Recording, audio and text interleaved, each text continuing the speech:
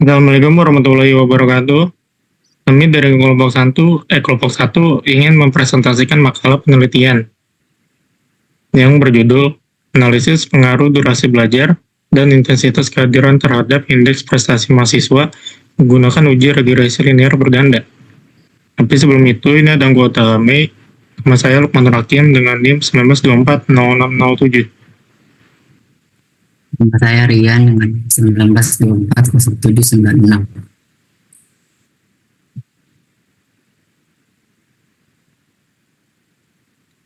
Nama saya Muhammad Firdaus Saputra dengan NIM 19240738. Nama saya Muhammad Haris Sofan dengan NIM 19240646. Oke, yang pertama sini adalah latar belakang prestasi akademik mahasiswa, yaitu indeks prestasi atau IP, adalah tolak ukur utama untuk menilai seberapa baik proses belajar di kampus, yang dipengaruhi oleh durasi belajar dan intensitas kehadiran mahasiswa yang juga dianggap penting. Sejumlah penelitian di Indonesia menunjukkan hasil yang berbeda-beda. Ada penelitian yang menemukan pengaruh yang kuat, namun ada juga yang menunjukkan bahwa kedua faktor tersebut bukan penentu utama, karena dipengaruhi oleh cara belajar dan jenis mata kuliahnya. Karena itu, penelitian ini dilakukan untuk memberikan gambaran mengenai pengaruh durasi belajar dan intensitas kehadiran, apakah ada pengaruhnya terhadap indeks prestasi mahasiswa. Terus di sini juga ada rumusan masalah. Apakah durasi belajar dan intensitas kehadiran mahasiswa memiliki pengaruh terhadap indeks prestasi atau IP pada mahasiswa? Selanjutnya akan dijelaskan oleh Muhammad Haris. Ini tujuan penelitian. Penelitian ini bertujuan untuk menelaah sejauh mana durasi belajar dan intensitas kehadiran berperan dalam memengaruhi indeks prestasi mahasiswa.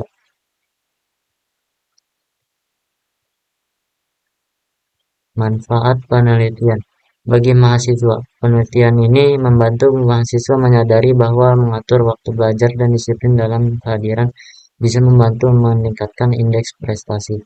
Bagi dosen, penelitian ini memberi informasi yang dapat digunakan dosen untuk melihat keterkaitan antar kehadiran dan kebiasaan belajar mahasiswa dengan hasil studi mahasiswa.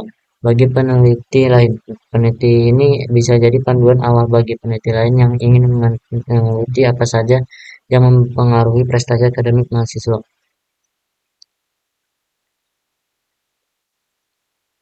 Kajian pustaka landasan teori durasi belajar. Menurut Stephen Swi, Mahfuz Hidori, Melvin Wesley 2022, terdapat korelasi positif yang bermakna antara durasi belajar harian dengan IP mahasiswa. Penelitian ini mengindikasikan bahwa semakin rutin mahasiswa meluangkan waktu untuk belajar, semakin baik pula hasil akademik yang mereka raih.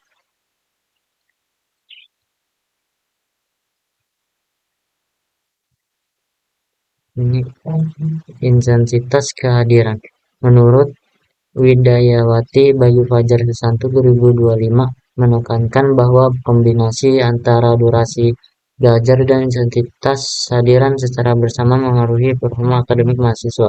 Mahasiswa yang secara teratur hadir dalam perkuliahan cenderung menunjukkan hasil belajar yang lebih unggul dibandingkan mereka yang sering tidak hadir, terutama jika didukung oleh pengolahan waktu yang efisien.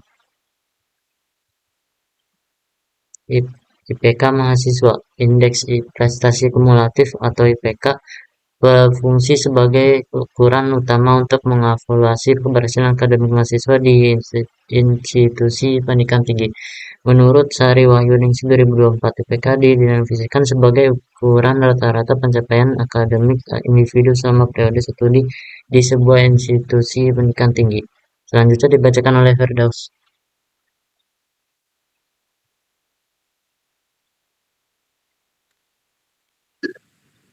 Penelitian terdahulu. Penelitian sebelumnya dilakukan oleh Stephen Sui dan rekan-rekan menganalisis pengaruh jam belajar terhadap indeks prestasi kumulatif atau IPK mahasiswa dari Teknik Sipil Internasional Batam. Hasil penelitian menunjukkan jam belajar memiliki hubungan positif terhadap IPK, namun tidak signifikan pada beberapa kelompok mahasiswa.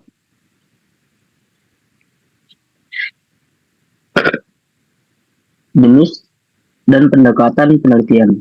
Penelitian ini menggunakan pendekatan kuantitatif dengan jenis penelitian asosiatif dengan tujuan menganalisis pengaruh antar variabel yang dapat diukur secara numerik. Data penelitian diperoleh melalui penyebaran kuesioner kepada mahasiswa sebagai responden. Informasi yang terkumpul kemudian dianalisis menggunakan SPSS dengan uji regresi linear berganda untuk menilai pengaruh mahasiswa masing-masing variabel secara bebas simultan terhadap IP mahasiswa. Populasi dan sampel. Populasi di penelitian ini adalah mahasiswa OBSI pemuda dari kelas 19 3A37 Prodi Sistem Informasi. Sampel dalam penelitian ini berjumlah 38 mahasiswa yang dipilih menggunakan teknik convenience sampling atau mudah dijangkau. Pemilihan teknik ini mempertimbangkan kemudahan akses serta kesesuaian karakteristik sebagai responden dengan kebutuhan penelitian, yaitu mahasiswa yang aktif dalam perkuliahan dan bersedia mengisi kuesioner tersebut. Teknik pengumpulan data.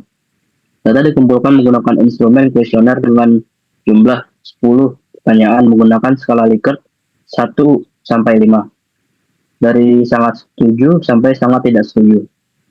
4 pertanyaan untuk durasi belajar X1, 3 pertanyaan untuk intensitas kehadiran X2, dan 3 pertanyaan lainnya untuk IPK mahasiswa.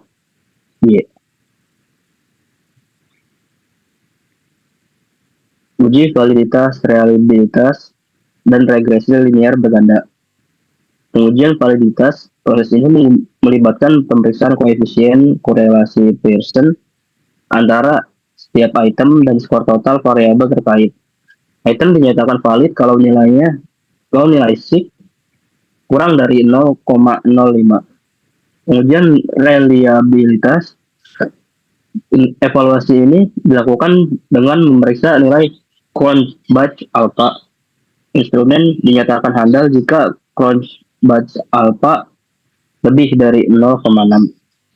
Pengujian regresi linear berganda dilakukan untuk melihat pengaruh dua variabel X terhadap satu variabel Y. Selanjutnya akan dilanjutkan oleh Rian.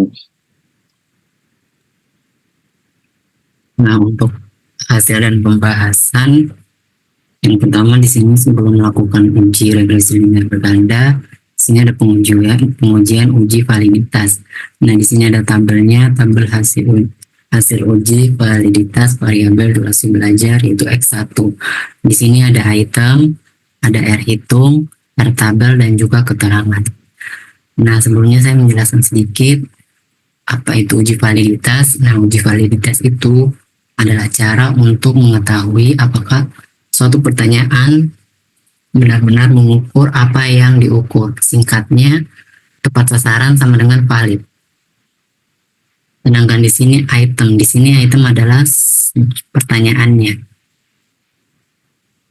Selanjutnya itu R hitung. R hitung di sini adalah nilai korelasi yang didapat atau diperoleh dari hasil perhitungan SPSS. Nilai ini menunjukkan seberapa kuat hubungan antara satu item pertanyaan dengan total skor. Setiap pertanyaan punya R hitung masing-masing. Nah, ini ada ini. Nah, selanjutnya itu ada R tabel. Apa sih R tabel? R tabel itu adalah nilai pembanding yang diperoleh atau yang diambil dari tabel statistik. Nilai R tabel ditentukan oleh jumlah responden yaitu N, dan tingkat signifikasinya biasanya 5% atau 0,05. R tabel ini sifatnya tetap, tidak dihitung, hanya dicari di tabel. Di sini aturannya sangat sederhana. Yang pertama, jika R hitung lebih besar daripada R tabel, maka pertanyaan atau item valid.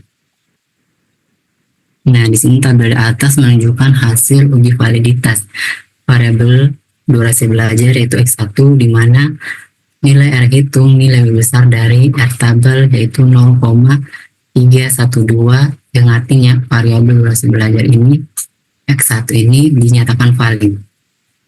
Oke, selanjutnya.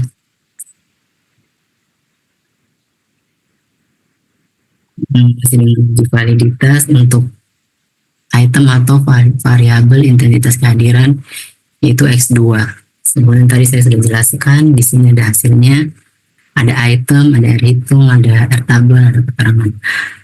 Kesimpulannya itu adalah tabel di atas ini menunjukkan hasil uji validitas variabel intensitas kehadiran yaitu X2, di mana nilai R hitung lebih besar daripada nilai R tabel, yaitu 0,312, yang mana artinya dapat menyatakan variabel ini atau variabel durasi belajar ini X1 ini dinyatakan valid. Oke, next selanjutnya.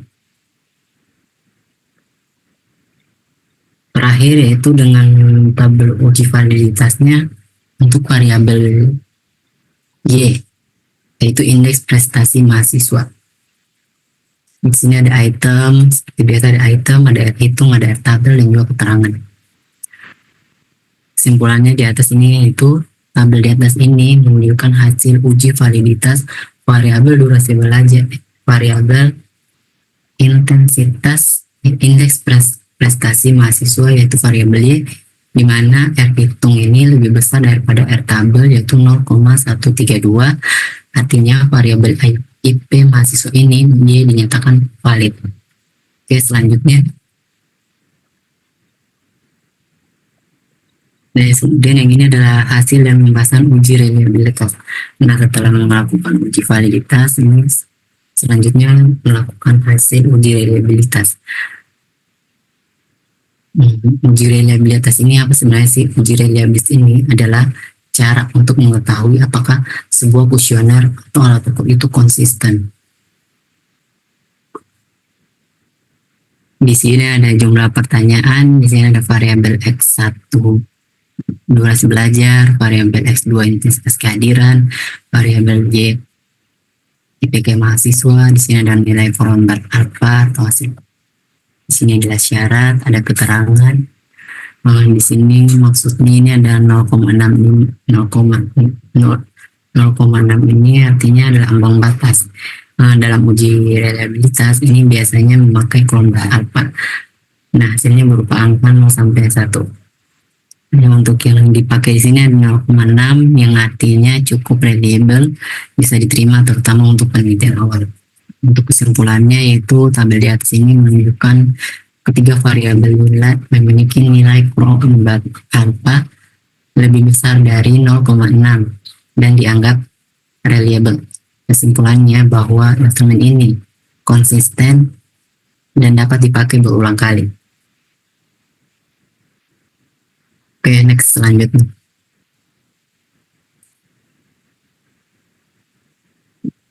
Selanjutnya di sini adalah hasil pembahasan regresi linear berganda. Yang pertama adalah tabel koefisien determinasi. Nah, tabel hasil koefisien determinasi ini adalah digunakan untuk mengetahui seberapa besar kemampuan variabel bebas dalam menjelaskan variabel. Ini adalah kesimpulannya. Berdasarkan tabel di atas, R square memiliki nilai yaitu 0,479 dengan 47,9%, yang artinya variabel durasi belajar 1 dan intensitas kehadiran X2 mempengaruhi sebesar 47,9%, sedangkan sisanya adalah 52,1%. Model ini dipakai karena cukup baik dalam menjelaskan hubungan antar variabel. Oke, next selanjutnya. Ini ada masih dengan hasil dan pembahasan regresi linear berganda. Ada tabel hasil uji F yaitu simultan. Uji F ini digunakan untuk mengetahui pengaruh seluruh variabel bebas secara bersama-sama terhadap variabel terikat.